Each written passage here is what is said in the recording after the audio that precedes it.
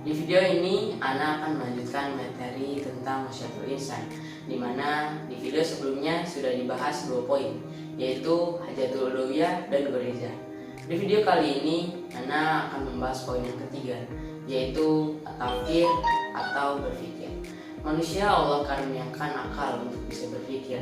Hanya saja untuk bisa berpikir harus ada beberapa komponen. Yang pertama adalah otak. Di dalam otak informasi diserap dan diolah, sehingga orang bisa berpikir. Hanya saja tidak cukup hanya otak, tapi ada komponen lain yang sama pentingnya, yaitu fakta atau objek yang akan dipikirkan. Karena kalau tidak ada fakta, otak tidak akan bisa memproses apa yang akan dipikirkan. Selain otak dan fakta, komponen lainnya adalah panca indera yang berfungsi untuk menyerap fakta kemudian diteruskan ke otak. Dan komponen terakhir adalah maklumat sabiqah atau informasi sebelumnya. Maklumat ini sangat penting sebagai komponen yang menunjang manusia bisa berpikir. Tanpa maklumat sabiqah, orang tidak akan bisa berpikir. Seperti halnya anak kecil yang mendapat hal baru, dia tidak akan bisa memikirkan fakta yang dia indra. Contoh, anak kecil akan memperlakukan nominal uang yang berbeda dengan orang dewasa yang sudah memiliki maklumat terhadap uang. Bisa saja anak kecil yang belum mendapat maklumat terhadap uang memperlakukan uang seperti kertas pada umumnya.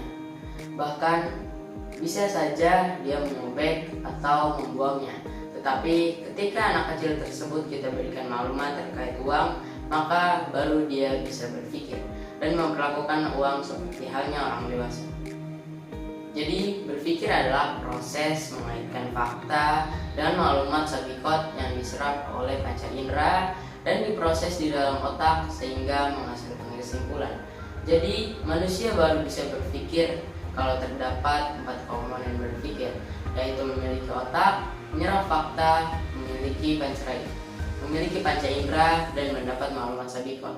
Keempat komponen berpikir ini mutlak harus ada, karena kalau salah satu tidak ada, manusia tidak dapat berpikir. Sebagai contoh, ketika kita tidak mempunyai informasi sebelumnya, kita tidak akan bisa berpikir walaupun memiliki otak, ada fakta yang dipikirkan, dan memiliki panca indera untuk menyerapnya. Potensi yang ketiga inilah yang menjadikan manusia akan dihisab oleh Allah Subhanahu wa Ta'ala, yaitu karena memiliki akal untuk berpikir. Hanya 3 keadaan yang menyebabkan manusia terbebas dari hisab Allah Subhanahu wa Ta'ala, yaitu anak kecil yang belum balik, orang yang sedang tertidur, dan orang gila. Di luar ketiga keadaan tersebut, setiap perbuatan yang kita lakukan akan dihisab oleh Allah Subhanahu wa Ta'ala. Karenanya kita harus berhati-hati dalam melakukan sekecil apapun perbuatan yang kita lakukan, karena Allah akan menghisab amalan kita walau hanya sebesar biji jarum. Sekian dari Ana, kurang lebihnya mohon maaf. Wabillahi taufiq wal hidayah. Assalamualaikum warahmatullahi wabarakatuh.